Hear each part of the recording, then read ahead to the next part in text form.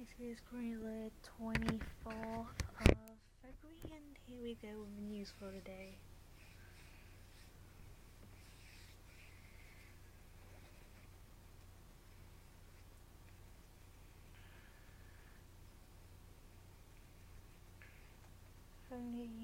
First one's from the USA Today.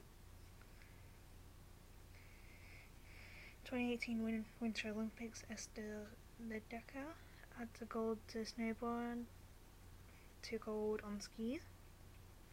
Becoming the first Olympian to win gold medals in alpine skiing, snowboarding, Esther Ledecka of the Czech Republic on Saturday defied skeptics at the 2018 Winter Olympics by trusting someone else, herself.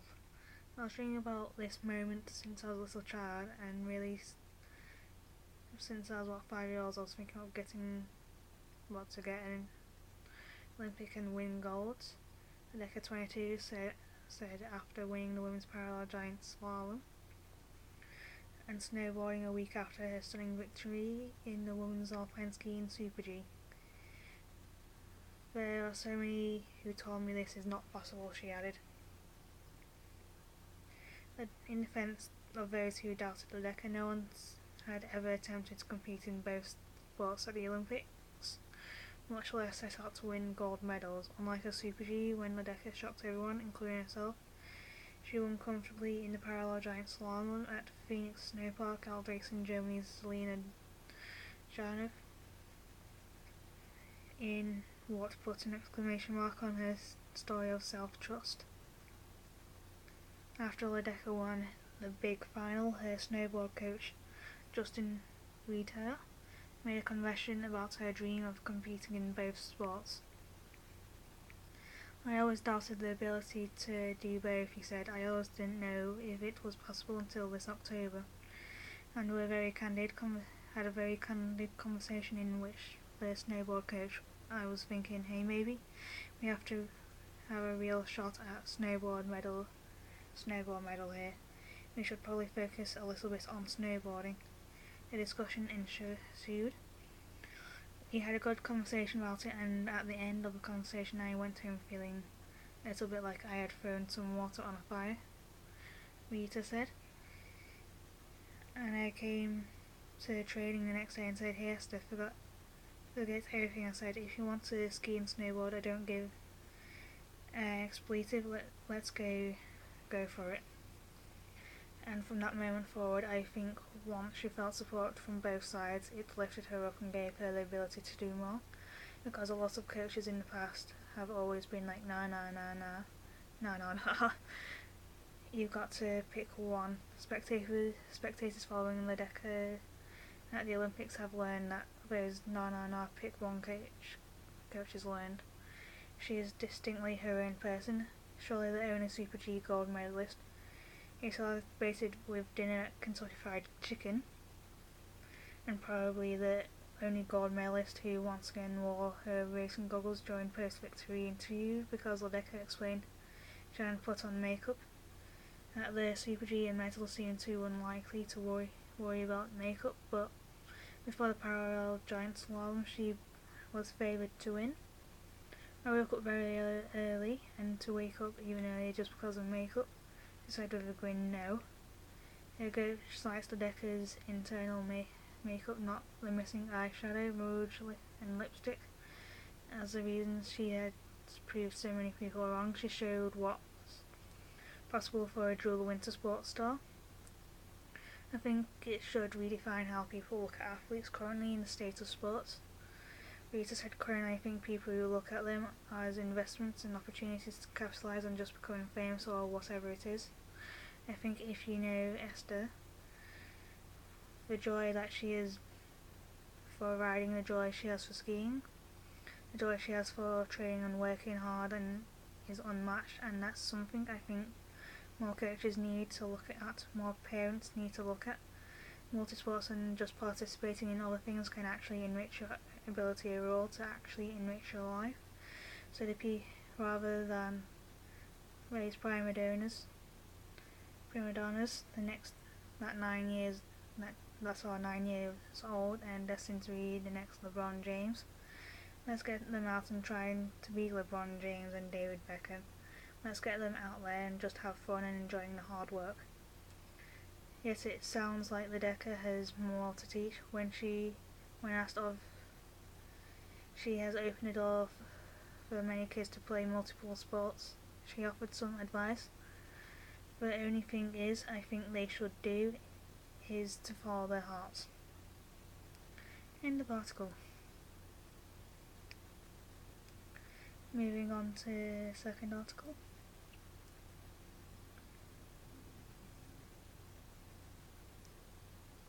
Two in court over Coventry brothers hit and run deaths. A man and woman have appeared in court charged with causing the death of two young brothers by dangerous driving, following a suspected hit-and-run crash in Coventry. Corey 6 and Casper Platt May, who were on a family trip to a park on Thursday when they were hit by a car. Robert Brown, 53, and Gwendolyn Harrison, 41, spoke only to confirm their names and address at Coventry Magistrates Court. They have been remanded in custody. Mr. Brown of Atwood Crescent, Waken, is also charged with driving while disqualified and without a licence or insurance. Miss Harrison of Triumph Close, Waken, also faces an allegation of common assault. They are due to appear in Warwick Crown Court on Thursday, 22nd of March. Corey and Casper were with their mother in a group of up to 9 children being helped across MacDonald Road about 1400 hours GMT on Thursday, where they were struck. They were taken to hospital with severe injuries, but Casper could not be revived and died a short time later.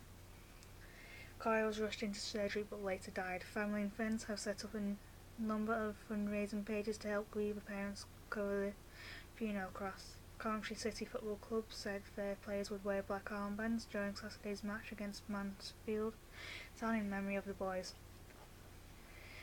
End of article.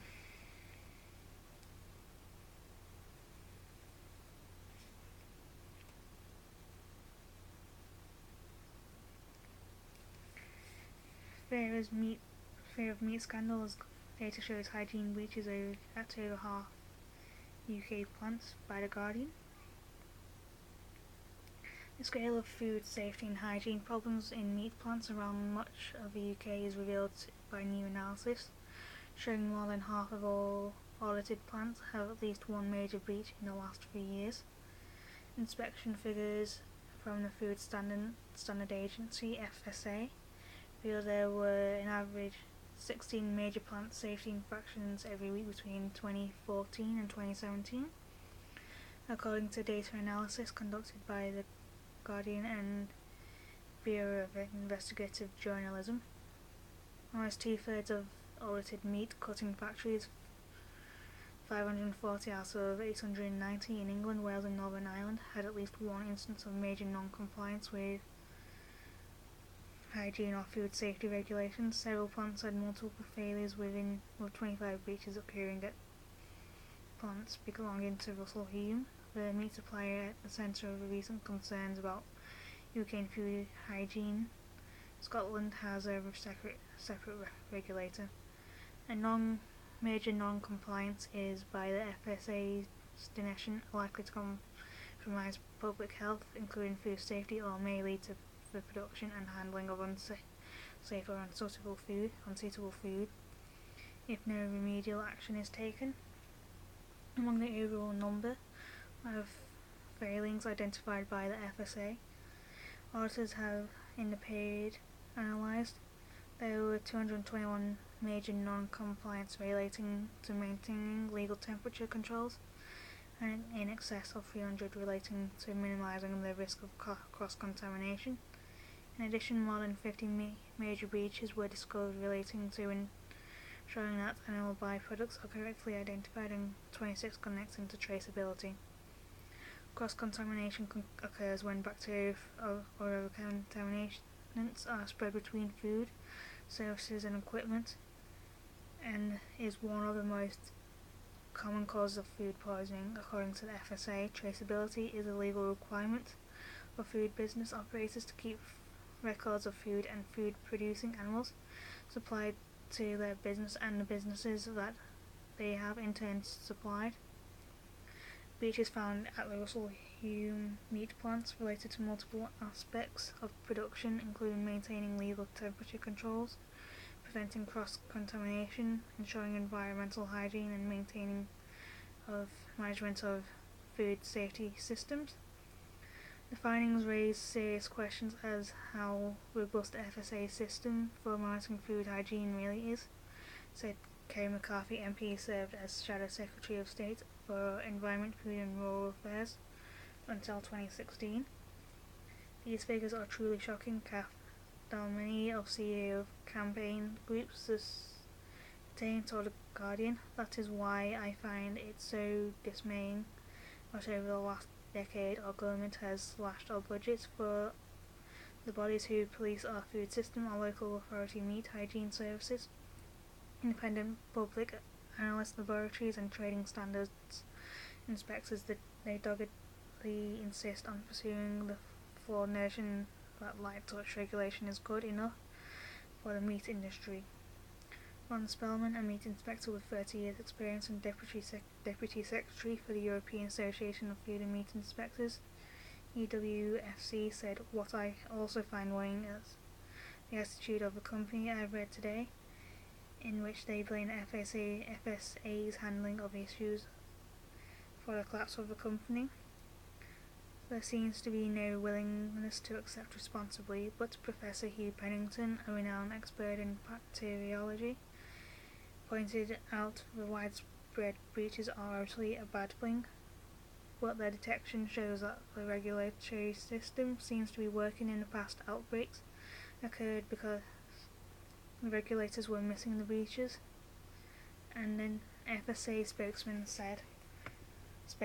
said, "We carry out thousands of audits and unannounced inspections of meat plants each year to verify that food hygiene standards are being met. Issues that may pose imminent or serious risk to public health will result in immediate or robust enforcement action being taken. 82% of plants were found to have more than 2 major non-compliance. Each audit assesses almost 50 different hygiene criteria, and a single use can result in multiple major or minor non-compliances being recorded. Issues being major or minor non-compliance detected through our audits do not necessarily mean that food business will receive an overall negative outcome. However, it does mean the frequency of audits and unannounced inspections at sites will increase to ensure the issues being raised are addressed." When asked what the action the FSA had taken in relation to the early Russell Hume non-compliance, the spokesman said, "Our published audit data shows we found hygiene issues at Russell Hume sites not related to those which are currently investigating. As a result, the FSA carried out increased audits at the affected sites."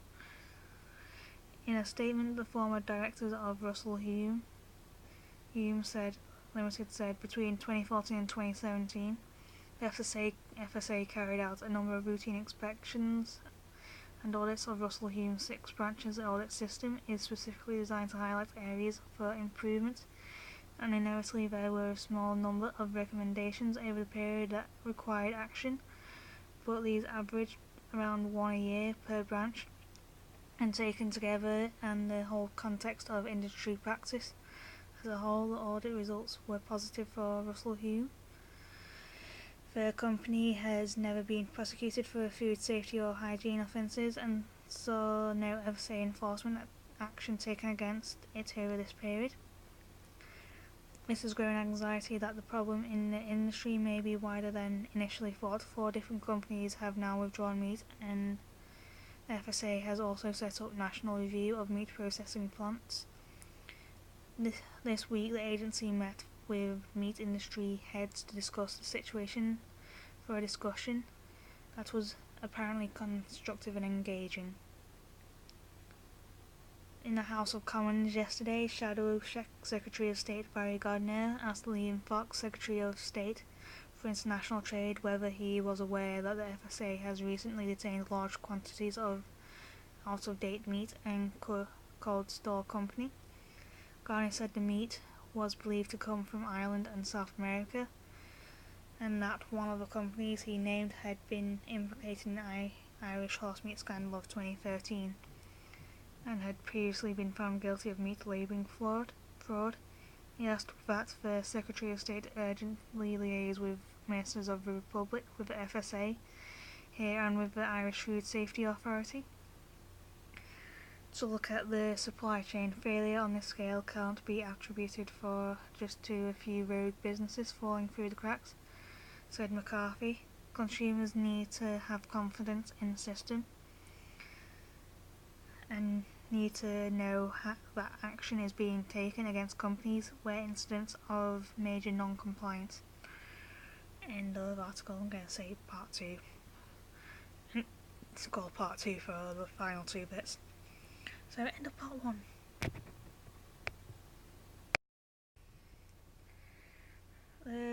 This one is also from The Guardian. Eve Merryhead devastated Britain's girls ended up empty-handed. Britain skip Evie Merryhead has admitted her devastation after missing a remarkable shot to secure women's curling bronze, which would have been Team GB's 6th medal of the Winter Olympics. Instead, she inadvertently pushed Japan's stone into position to allow her opponents to win 5-3. It was nearly a conservatively played affair, with little between the teams going into the final end. Japan had a 4-3 lead, but was bounced by Britain's having the hammer with one stone remaining. Merryhead had one in hand and what looks like a good chance for 2 shots and the victory. Instead, she threw it too wide and hard as Japan's curlers shed tears of joy. Merryhead kicked the stone in frustration as she left the ice. The shot was there for the game as a skip. You're going to try to play that shot to win, said Merryhead. We win as a team, we lose as a team at skip. It's me that misses a shot, but it's a full on team out there. Any other day, I guarantee you that shot would have come off. And for this week, we've just been the wrong side of the inch. Having won bronze 4 years ago in Sochi, Merryhead admitted coming fourth was particularly hard to take. Every game you lose is hard, she said. This time round, it is very hard. It's really difficult to reflect on it just now. We gave it our all out there as a team. We battled to the very, very end. Unfortunately for me, I had the chance. It didn't come off, and it's going to take a bit of time to reflect. Anna Sloan, the vice skip, also admitted she was hurting after defeat. In the Olympic Games, they always say that 4th place is the worst place to be, she said.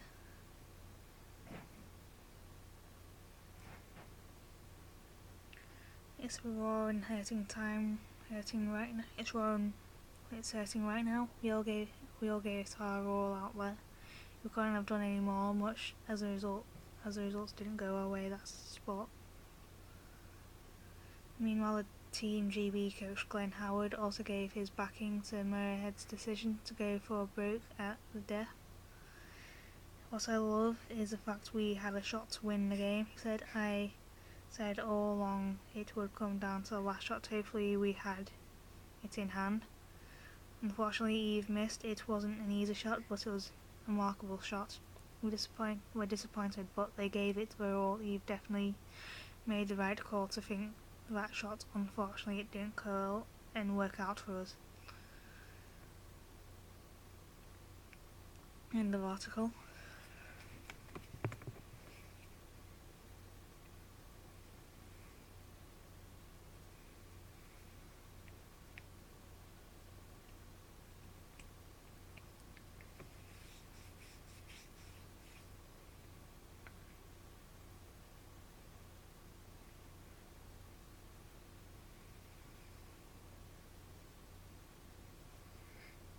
from Reuters. Scientists invest Firefly light. Japanese engineering researchers say they have created a tiny electronic light the size of a firefly which rides waves of ultrasound and could eventually figure in applications ranging from moving displays to projection mapping. Namely Lucola for its resembling to Firefly. The featherweight levitating particle weighs 6.2 milligrams and has a diameter of 3.3 millimeters or 0.14 inches. And emits a red glimmer that can just about illuminate text. But its minuscule size belies the power of 285 microspeakers emitting ultrasonic waves must hold up the light and have a frequency inaudible to the human ear, allowing Lucola to operate in apparent total silence. It took 2 years for Lucola to get this far, and said circuit design specialist Makoto Takamiya, a member of the Kawahara Universal Information Network project that developed the device. Untimely, my hope is that such tiny objects will have smartphone capabilities and are built to float about, helping us in our everyday lives in smarter ways, said the University of Tokyo professor. He hopes it will be commercially viable in 5 to 10 years. Developers expect Lucola to find applications in the so-called Internet of Things, in which regular objects such as cars or domestic appliances such as air conditioners are connected to networks to send and receive data. Equipped with movement or temperature sensors, Lucola could fly to such objects to deliver message or help make moving displays with multiple lights that can detect the presence of humans or participate in futuristic projection mapping events. The Kawahara Universal Information Network project is a government funding program that is a part of the Japan Science and Technology Agency and explores advances in information and communication technology. End of article.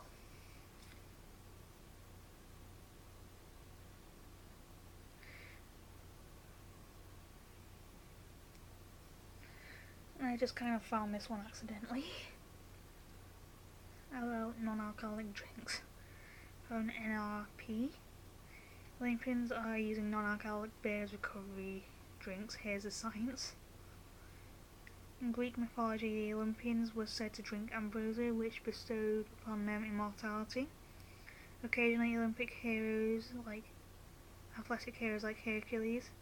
Heracles. So many people to remember from Greek classic mythology. Heracles was also gifted as a sip, but the myths don't say much about the golden amber liquid getting them all drunk. Today's Olympians have been swept up in a new trend largely emerging from Bavaria, non-alcoholic athletic recovery beers. Over the past few years, a number of breweries such as Erdinger and Kronbacher have expanded their offerings of sober sports beer. This year, beers from both brands are a common sight in the Olympic Village. But how much science is there to support the use of beer as an athletic recovery drink? Beer's most oft-cited health benefits revolve around plant-derived compounds called phenols. These organic compounds often have defining tastes. The spice of peppers, that is the phenol capsaicin. The pungent heft of oregano or the smoking Scotch caravercol, the leaves and guaiacol from charred barrels. Appalachian State University's David Nyman has studied phenol's health effects and a world-rich phenol-rich diet tends to lower inflammation and reduce the risk of sickness, he said. Polyphenols have a unique molecular structure that can actually regulate the genes that control inflammation, in addition to general antiviral properties, says Nyman. In 2011, Nyman and the University of Munich's Johannes Scher investigated the effects of beer, which contained about 50 phenols, on athletes whose intense physical activities can compromise their immune activity. When marathon runners were instructed to drink 1.5 litres of non-alcoholic beer a day, the risk of upper respiratory infection was reduced. The activity of white blood cells, a good indicator of inflammation, was lowered to 20%. However, phenols aren't the only health benefits beer has to offer, and not just any brew can be called a sports beer. For example, a regular alcoholic beer is a diuretic, and having to urinate most dehydrates athletes, says biologists. Mauricio Sepulveda of Chile's Pontifical Catholic University, it can also disrupt crucial protein synthesis, says Ben Desbrow with Griffith University of South East Queensland, Australia. What is more, beer is a uniquely social drink, notes Desbrow, a dietitian who has long studied the health effects of brew and even engineered a version less likely to give tipplers hangovers. In Australia, I'm sure it's the same in many places around the world. We've got lots of people who, after exercise or exertion, or maybe a hard day's work, we like to drink beer, he says. It comes with a hydration dilemma. If athletes drink beer, they won't get properly hydrated. That is because water, when drunk in large quantities, is quickly expelled without electrolytes. According to Desbrow, our bodies can easily hold water and properly rehydrate when you take in calories as we drink, but athletes can't eat before every new match round, bout or run. One of the benefits of sugar recovery drinks is that they restore athletes' stores of glycogen, the sugar-based compound our bodies use to readily store energy. If an athlete needs something to drink between rounds of boxing or innings of baseball game, they're going to want the sugar in most sports drinks. But when the day is wrapping up, athletes don't need to worry about replacing glycogen stores in a hurry, so non-alcoholic beer and some water can help them recover, while also offering an opportunity to socialise with other athletes. In 2013, Desbrow found that having athletes drink a reduced alcohol beer with added electrolytes allowed them to retain more fluids. His original study had only 7 participants, but since then he and other researchers, including Sepulveda, have done several follow-up studies that have generally confirmed that light or non-alcoholic beers work well enough for hydration. Desbrow specially formulated electrolyte-rich beer wasn't significantly more hydrating than regular light beers. Several breweries are touting the added electrolytes in their sports beers. The added marketing appeal might make it worthwhile, but modifying the salt contents of beer without majorly disrupting the flavour can involve some complicated and costly experimentation. And removing alcohol from beer is already pretty complex. One of the most popular methods is to take advantage of the fact that alcohol's boiling temperature is lower than water's by nearly 4 degrees Celsius. By applying heat and creating the vacuum, we further reduce the boiling temperatures. Brewers cook off alcohol, but not without also altering the flavour profile of other compounds. Our brewers use reverse osmosis to remove alcohol. We filter out most everything but the water and alcohol, leaving the syrupy concentrate. After distilling the alcohol, they remix the concentrate and remaining water. Either way, the beer has to be recarbonated, either through adding yeast to bottle or injecting carbon dioxide, which technically makes it a soda. Other new methods of brewing non-alcoholic beers are popping up. Bravos has a sober IPA, long thought impossible because hop flavours are quickly distributed by alcohol boiling heat by using what is only called biological wizardry. There is also a growing array of wild yeasts and genetically modified brewer's yeast, which can produce low alcohol beers. Ultimately, sports drinks are pretty darn good for replenishing electrolytes and spent sugar stores, but at the end of the day, literally, low alcohol beers can provide a recovery beverage with two benefits relatively unmatched by other options. There's a host of extra healthy plant-derived compounds. Secondary, as Desperado points out, people drink beer together over all the world and have for much of the history of human civilization. So what could honour the spirit more than shared brews with multinational village of Olympians? In the article. End of part 2. Here we go with part 3. And in the Six Nations, Scotland win against England 25-13.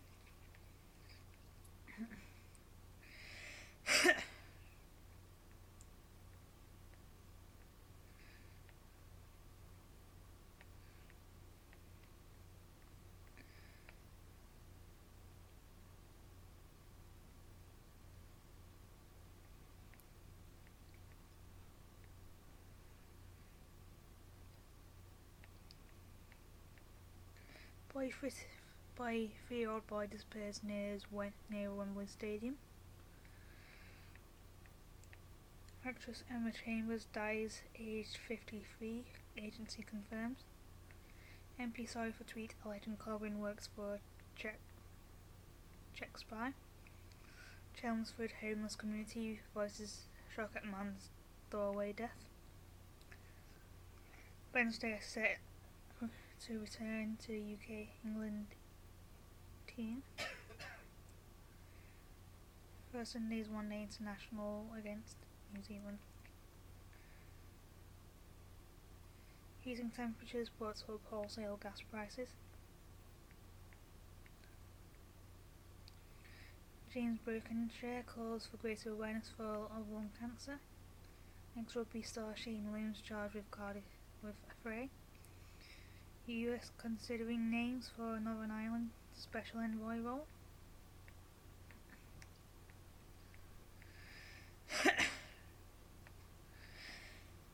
Boy 15 killed when hit by bus in Brighton. Wrexham pub offers discount to diners who lock phones away.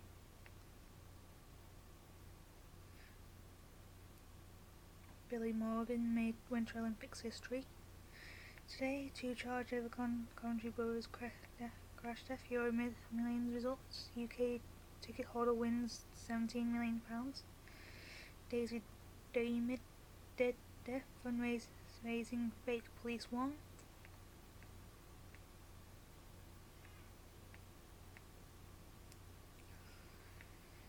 Eddie Almuna real thing singer dies aged 73. Plan International UK charity reveals child sex abuse cases.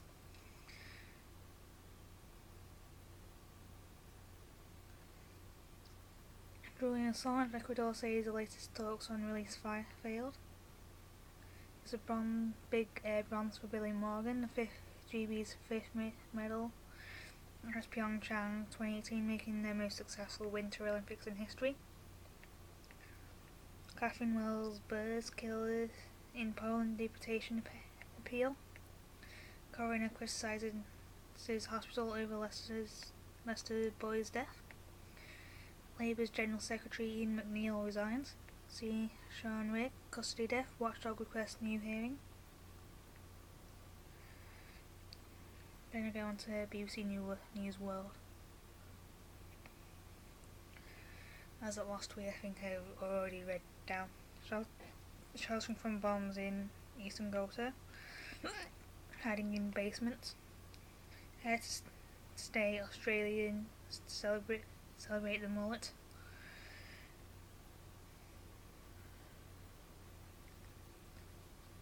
Mullet is not a hairstyle, it's a lifestyle. UN approves first day ceasefire in Syria. Trump tax reform gives Buffett $29 billion boost.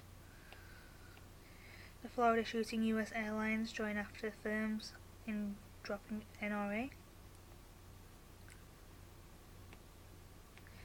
Johnny Holiday estate bar wades into France family row. Italy steps up security in major cities amid protests by rival activists. India groom killed in Odisha after wedding gift explodes. South Africa police station raid, 7 suspects shot dead. Syria airstrikes in eastern Ghouta kill 500. The BBC's John Simpson, Harrow came to check honey trap target.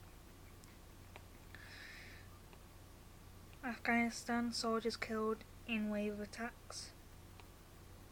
A Canadian athlete, his wife and manager have been charged with stealing a car in the Winter Olympics, South Korea, police have said.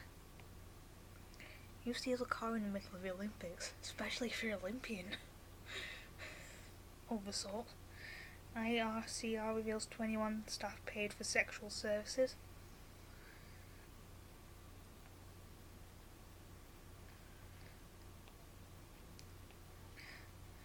Scored for USA, they win curling final against Sweden 10-7.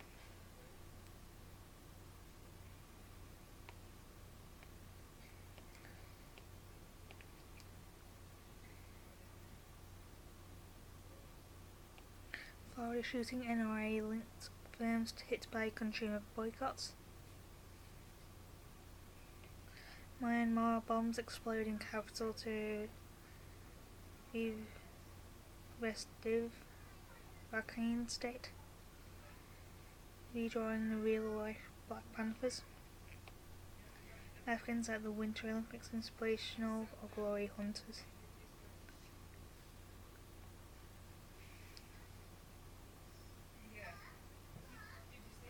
Joanna Demafelis, employee of Filipino maid found dead in trees, arrested.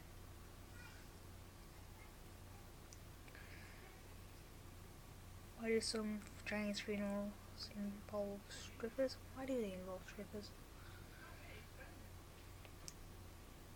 Music playing through loudspeakers, strippers dancing on the beat, an audience whistling along in some parts of China. This is what you would see during a funeral procession. Earlier this year, China renewed a clampdown on strippers performing at funerals, weddings and temples, calling it obscene and vulgar. This isn't the first time authorities have tried to get rid of practices, but has proven resilient. Why do people hire strippers at funerals? According to one theory, strippers are used to boost funeral attendances because large crowds are seen as a mark of honour for the deceased. Another state that the practice could be linked to worship of reproduction. In some local cultures, dancing with erotic elements can used to convey the deceased's wishes of being blessed with many children. Wang Jianping, the professor of Fujian Normal University, told state media outlet The Global Times. One practical theory is that the hiring of strippers could be seen as a sign of wealth. China rural households are more inclined to show off their disposable incomes by paying out several times their annual income for actors, singers, comedians and strippers to comfort the bereaved and entertain mourners. Said The Global Times. Is the practice common? It is mainly seen in rural parts of China, but it is actually more common in Taiwan, where it first originated from. The practice of funeral strippers is caught widespread public attention in Taiwan in 1918. The University of South Carolina anthropologist Mark Moskowitz told the BBC. It has been fairly common in Taiwan, but in China the government has been more restrictive, so many people never even heard of it. But even in Taiwan, the practice isn't usually seen as in major cities, because funeral stripping is a grey area between legal and illegal activity. It is less common to see it taking place in urban centres, although one often finds the practice in the outskirts of most cities, said Mr. Moskowitz. Last year, one Taiwanese funeral featured 50 pole dancers gyrating on top of jeeps in the southern city of Chiayi. The funeral was for a local politician who, according to his family, told them he wanted a colourful funeral through a dream. Why the crackdown? The newest crackdown is hardly surprising. It's just the latest in a series of campaigns over the years by the Chinese government to end the practice of funeral strippers. China's Ministry of Culture has deemed such performances uncivilized and announced that anyone who hires strippers to entice people to funerals will be severely punished. China's government envisions itself as being a father figure who needs to guide its citizens, says Dr. Moskowitz. However, Dr. Moskowitz adds that it might not be easy to get rid of the practice. The fact that it keeps popping up in spite of laws against it points to how resilient it can be, added Dr. Moskowitz. In 2006, the leaders of 5 striptease troupes in the eastern province of Jiangsu were detained after hundreds attended a farmer's funeral that saw striptease acts being performed. In 2015, villages in Hebei and Jiangsu province made headlines on Chinese social media when it was discovered that strippers had been invited to stage obscene performances at funerals. The government against punished organisations and performance involved. The Ministry of Culture's new campaign will target in particular the Henan, Anhui, and Jiangsu and Hebei provinces. The government has also set up a hotline for the public to report any funeral misdeeds in exchange for monetary reward. It is not clear if the practice will ever go away completely, but what is clear that the Chinese government definitely isn't going to stop trying until it does. End of article. On a third-page European ex-politician in Trump-Russia inquiry. Lord Hacks putting your leftover pills back to work. Deaf Eritrean twins break barriers in fashion world. Quotes by Holy Mosque Guard drawing Hajj in Mecca. Somali Al-Shabaab. Deadly double car bomb in the presidential palace. End of part 3. End of video.